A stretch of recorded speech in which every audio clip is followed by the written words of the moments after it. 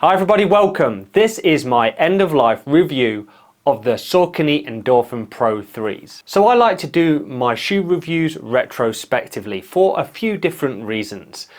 When you look back on a shoe's life, you can see how it's done at the start, the middle, at the end. You can see when it starts to falter and fatigue, and you can see the problems with 20/20 vision. A lot of YouTubers these days will get sent free shoes and after 2 weeks will spit out a very technical review, but it doesn't really give you the information that you need. What are these shoes going to be like 300 miles down the road? I can tell you what these shoes are like 300 miles down the road. Okay, so let's go back to the beginning. Why did I end up buying a pair of Saucony Endorphin Pro 3s 15 months ago?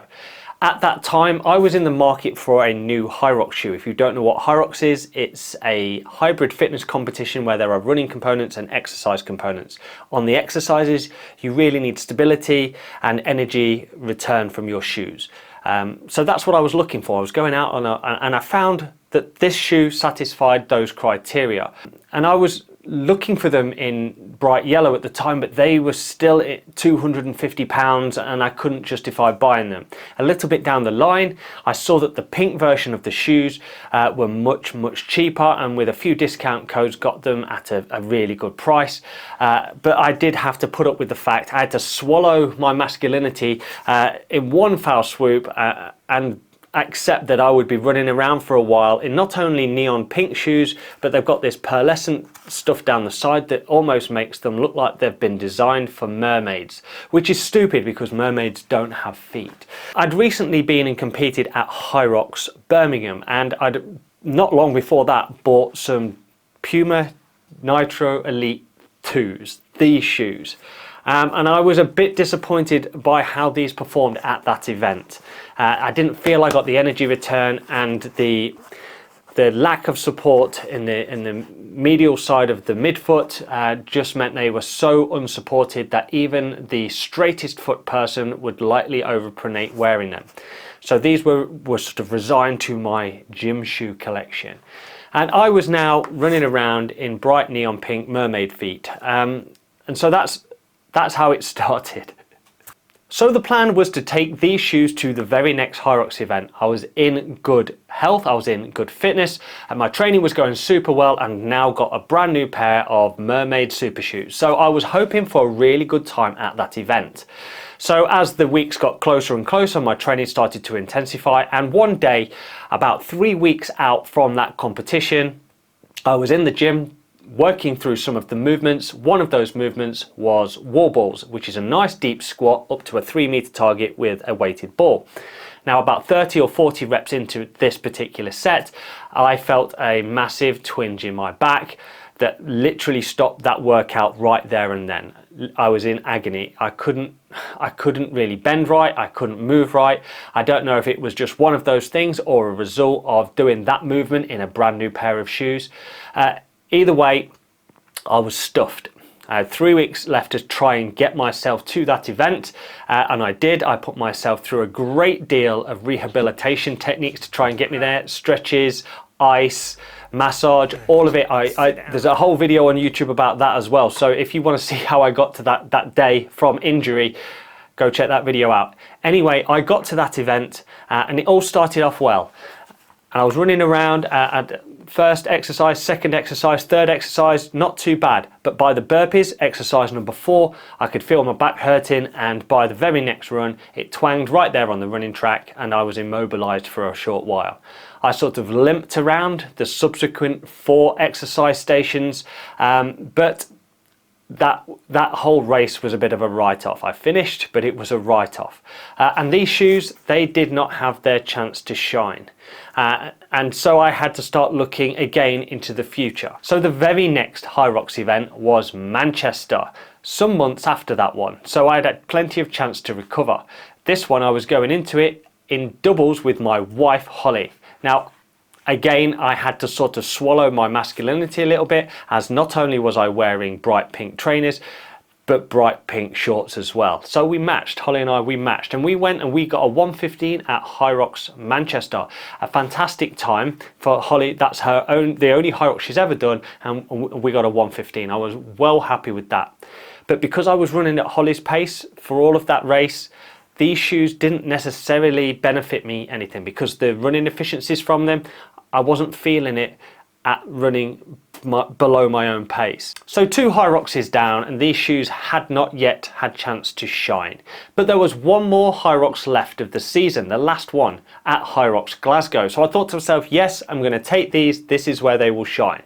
So I went up to Glasgow and I took part in Hyrox Pro. Now Hyrox Pro, if you don't know, is the same as a normal Hyrox, but 5 of the stations have increased weight, which makes it considerably harder.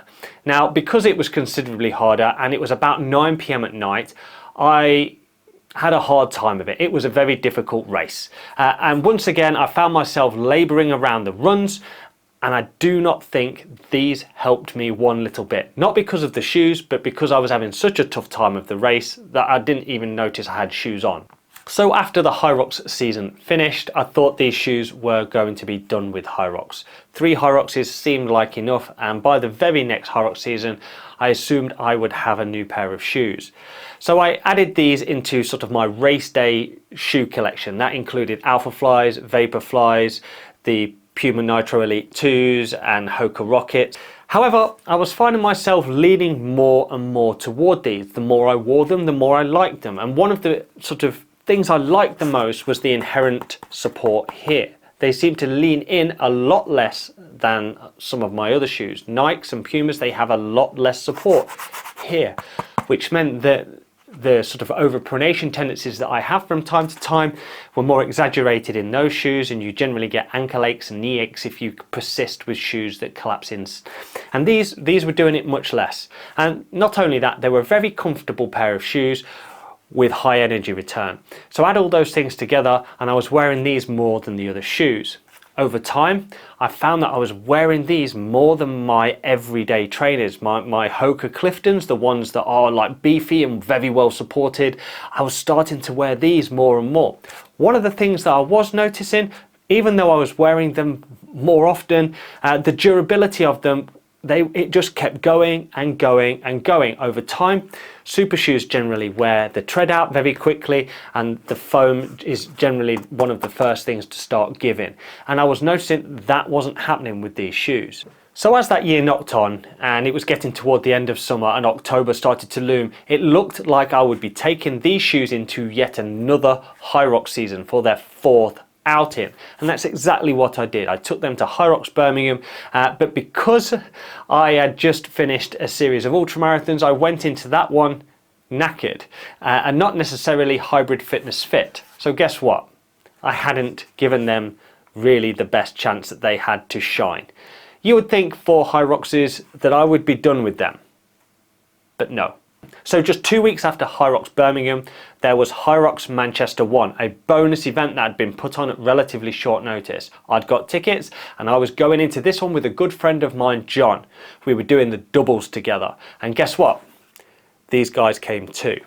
And this is the first chance that they had to really shine. Hyrox number 5, and they were still tearing it up. That day we got a 1:07, the fastest at that time that I'd ever been round a Hyrox. And I know it's not like Hunter McIntyre fast, but we were so proud of ourselves for getting that time. For a couple of middle-aged fellas going at it, we were happy with a 1:07. Just 3 weeks after Hyrox Manchester, we went to Hyrox London Excel, where it all started. So we were going back to London Excel, both John and I. But this time round we were going as Deadpool and Wolverine.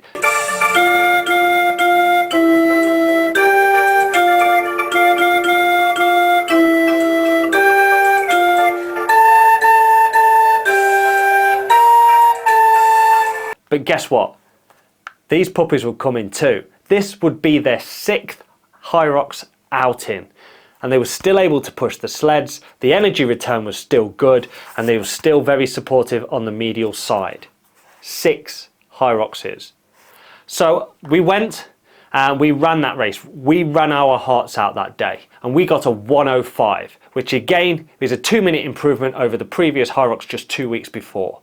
We were out of this world, over the moon, happy with that performance. Hyrox London XL was 2 months ago, and I've been using the shoes pretty much ever since. I was out on a run just the other day, and I was running through some like loose stones, loose aggregate, and I noticed I got stones in my shoes. When I got back, I had a quick look at my actual shoes to check on them, and I noticed this was happening. Yep, on both shoes, we've got holes on the inside, and I think this directly comes from the extraordinary stresses that you get on a shoe when you are pushing sleds. And these shoes have pushed hundreds and hundreds and hundreds of meters of heavy weighted sleds. That's the main reason why they are being retired. They still look beautiful, but they've got holes in both sides of both shoes, so I think it's time to put them out to pasture. So these shoes have been active for 15 months. They've given me over 400 miles of actual road running.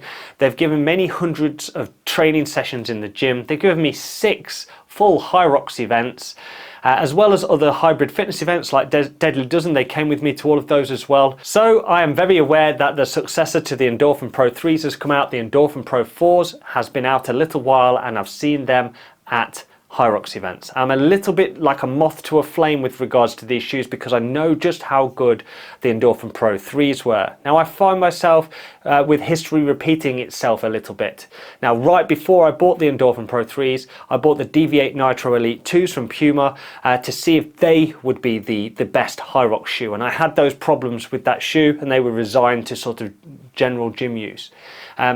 Well, yeah, Hyrox got their brand onto a Deviate Nitro Elite 3. Again, like a moth to a flame, I bought these shoes. And in the initial tests, they are showing some of the same problems as the predecessor had with regards to stability and grip. But we shall see how we go. The actual running efficiency of these shoes is much improved, so hopefully they are better. But there's always been 2 sets of super shoes in my rack, so there might be a spare parking space before too long. I just need to wait for the Saucony Endorphin Pro 4 price point to come down a little bit before I could justify purchasing them. So to conclude, these shoes have been the best shoes that I've ever done a Hyrox in. 6 different outings over 4 different Hyrox categories, and they've done all the training and running that supported those activities. I'm going to be really sad when I have to chuck these in the bin, but my wife said I've got to do it before I buy any more, so see you guys. Anyway, if this video has been helpful or entertaining in any way, please give the channel a subscribe. The little button down here, it really helps me out. It costs nothing for you to do. Thank you so much for watching, guys. I will see you in my next video soon. Mart out.